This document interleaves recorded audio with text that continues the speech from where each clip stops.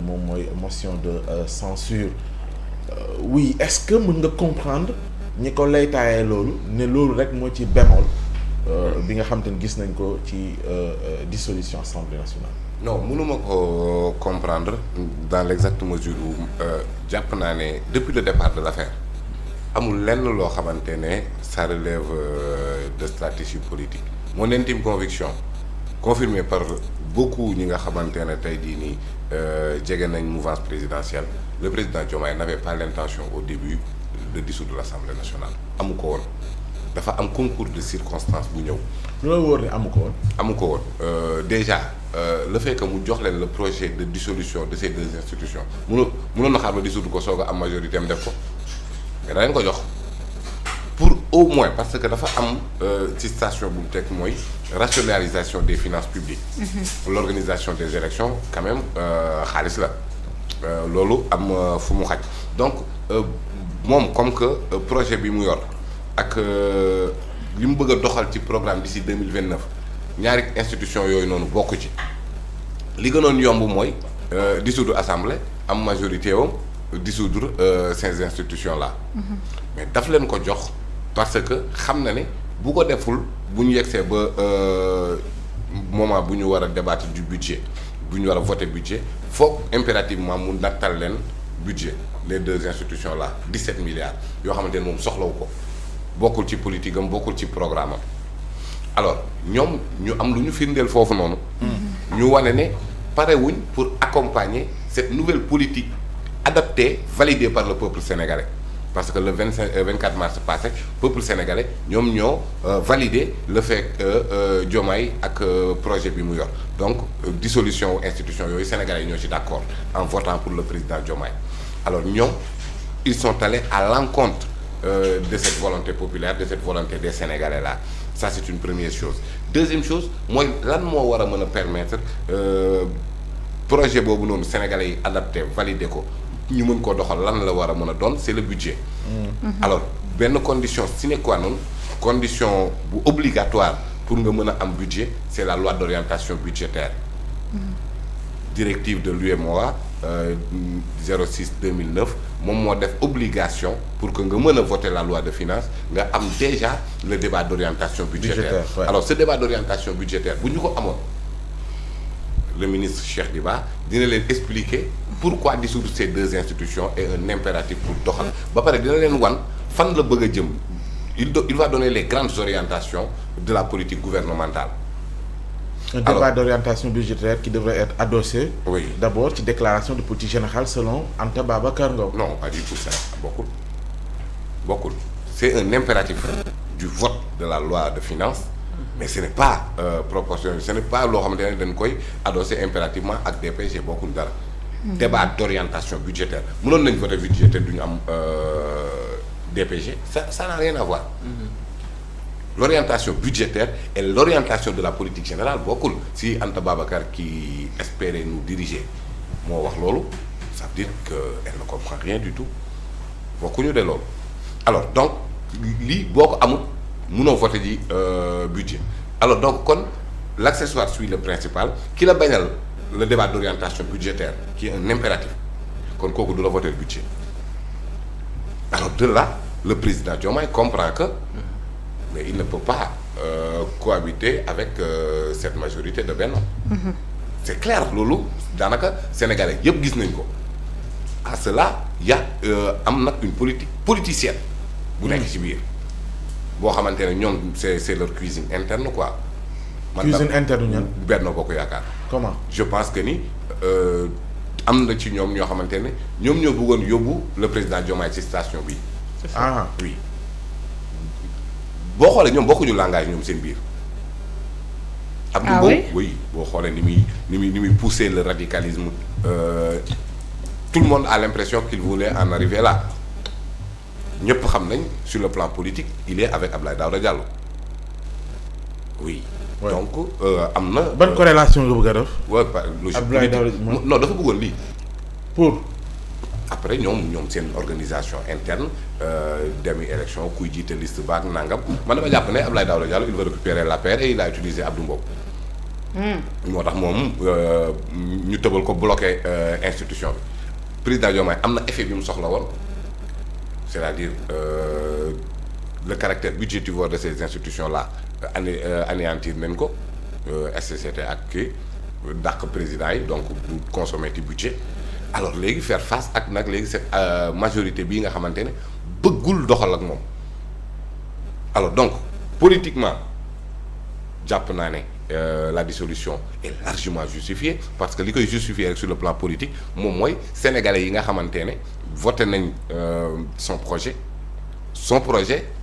assemblée bañ koo topp logique pour logique politique kese wane na ne dafa war a voir kii donc tu es d'accord juridiquement voilà les raisons politiquement mais est-ce que sur le plan de la légitimité président Diomaye am na sañ-sañu dissoudre assemblée nationale aucun souci ci côté boobu noonu tamit donc lan moo waroon a militer en faveur de bàyyi leen ñu continuer si juridiquement mën nga ko dissoudre politiquement mën nga ko dissoudre et c'est légitime conforme à la volonté populaire. Mais pourquoi avoir retenu la date du 13 après dissoudre ko te ñu mënoon ko dissoudre simplement. loolu mooy la grande manipulation parce que boo xoolee ñoom dañoo jël seen date. ne le 11. président Diomaye pour couper court à la motion de censure parce que motion de censure bi c'était une politique politicienne da ngay bàyyi ñu dissoudre sa gouvernement. après nga war a toogaat consultation nangam et cetera tegaat beneen gouvernement ça prend du temps le temps file les Sénégalais dañoo soxla ay résultats conjoncture bi jafe na te il faut passer à l'acte. alors léegi naka ngay mën a def pour anéantir la motion de censure bi mu ngi fi ba léegi de. mu ngi avant dissolution la session extraordinaire ouverte par Abdou Mbow ma nga fa woon maanaam bu agenda bi bu ñu ko toppoon logiquement. dañuy pare rek mu daaneel gouvernement bi léegi mu def la loi de règlement nekkatul ci bokkatul ci woon pourquoi les gens n'ont pas dit waxee ci loi de règlement bi déggoo kenn ku ko tudd pourtant loi de règlement bi moom la njëkk a Diomaye njëkk a retiré. pour quel motif et pourquoi ils n'ont pas dit. bañ mu am double parce que ñu annoncé reddition des comptes. lu tax ñoom waxuñ ci maanaam ñu ngi doon xaar mu dissoudre rek ñu ne oui président bi weddi na boppam pourquoi waxuñu weddi na boppam ci kii bi ci loi de règlement mën nga def loi de finance. dem ba ci biir nga rectifier loi de finance bi. waaye est-ce que loolu bu boobaa dañ naan waxeet la ñoom ñaata yoon lañ ko def. ñaata yoon lañ ko def taxul. non doucement dama la bëgg a wax ne nga teg agenda enkañ nga teg agenda. dem ba ci biir rectifier agenda baaxul. genre aucun problème yoon moo ko may. oui parce que li nga koy rectifier day tax day fekk nga am motif valable. motif bii beneen moo ko gën a valable que dissoudre l'Assemblée nationale c'est-à-dire loolu moo gën a nekk urgence DPG devant des députés de dogote moo gën a nekk urgence devant des députés de Firi n'est-ce pas. oui bu dee donc moom dafa ñëw teg agenda la loi de règlement ratification convention Union africaine. ba pare wax leen ne leen. le 13 déclaration de politique générale.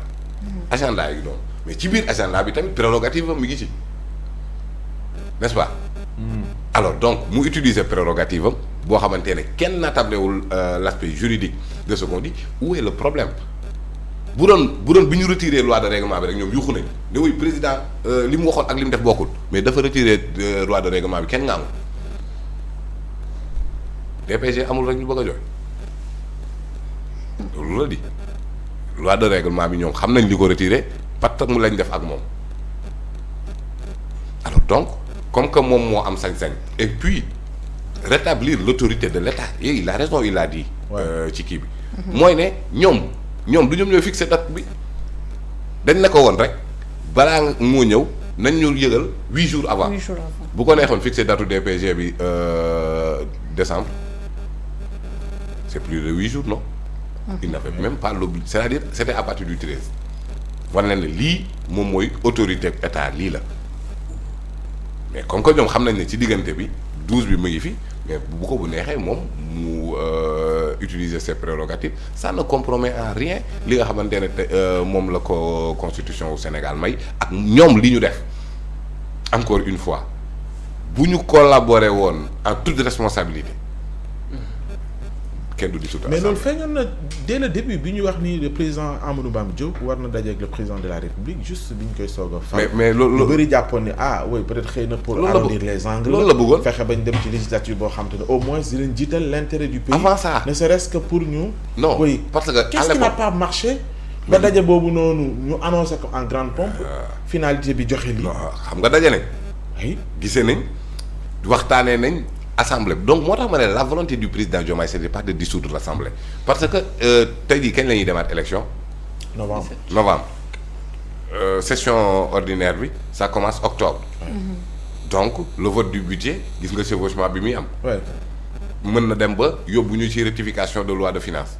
par force bu ñuy voter budget HCCT ak 16 dañ leen di nattal seen i budget donc yooyu noonu yëpp ay péripéties la yoo xamante ne président Diomaye bëggoon na ko éviter dalal le président de l'Assemblée nationale pour discuter de tout ça moo tax ma ne la ñoom ñoo jékki-jékki mais pratiquement wane clairement la volonté de changer tout ne ko sa budget du fi jaar parce que ku amul DOP de munoo am budget boo ko fi ak andee duñu ko voter déclaration de politique générale boo ko andee dañuy def motion de censure ce gouvernement c'est-à-dire manifester clairement que ni bëgguñu ànd ci li nga xamante ne loolu la Sénégalais yi aspiré loolu la Sénégalais yi bëgg léegi nag Sénégalais yi ñoom moom seen suffrage.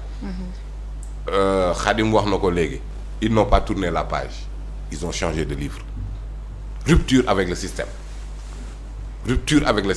alors léegi nag mënoo aspirer à une rupture avec le système tu as un président de rupture tu as un gouvernement de rupture et tu veux avoir une assemblée de dogote mënul nekk il faut impérativement une assemblée de rupture pour que li ngay doxal dans le cadre de la politique mu mën a mucc ay ñuy wane nañ à suffisance que ni dañ pare woon pour saboter tout mais vu sur cet angle-là un président responsable garant de la stabilité institutionnelle parce que n'oublions pas ça c'est le président qui est le garant de la stabilité institutionnelle or ñoom ils sont des menaces pour la stabilité institutionnelle et ils l'ont montré suffisamment démontré waxuma la à partir du 24 mars mais même au-delà c'est cette assemblée-là qui a été installée sous escorte de gendarmerie c'est cette assemblée-là où on promeut plus l'argument de la force au détriment de la force de l'argument gis nga ko alors cette assemblée-là wane na lu bari yoon que ni nekkul même à la hauteur de l'intelligence sénégalaise impérativement déclaration de politique générale day am par force c'est une obligation constitutionnelle réglée par le règlement intérieur à partir de là donc kon tey jii nii li ñu bëgg moom mooy xam ne moment yooyu noonu dans la vie d'une république mais nekkul ay moment yoo xamante ne député yi ñoom ñoo ko moom déedéet déclaration politique générale ñun ñoo ko moom et au-delà de ñun même les partenaires étrangers du Sénégal dañuy xam fan la gouvernement au Sénégal bëgg a jëm pour ñëw dugal seen xaalis Sénégal investisseur bi homme d'affaires bi ñeneen ñëpp dañuy suivre déclaration de politique générale pour xam régime bii nii fan la jëm instant bii nii li gars yi di wax yëpp ci woy dëkk bi dëgër na nangam ak nangam parce que ñëpp dañoo téye seen xaalis di xaar fan la gouvernement bi jëm nan la fay demee pour nga mën a ñëw investir les investisseurs alors léegi yow ñu moment bu sérieux noonu mais ñu ne woy léegi nag na ñëw daal li ñu koy firiir quoi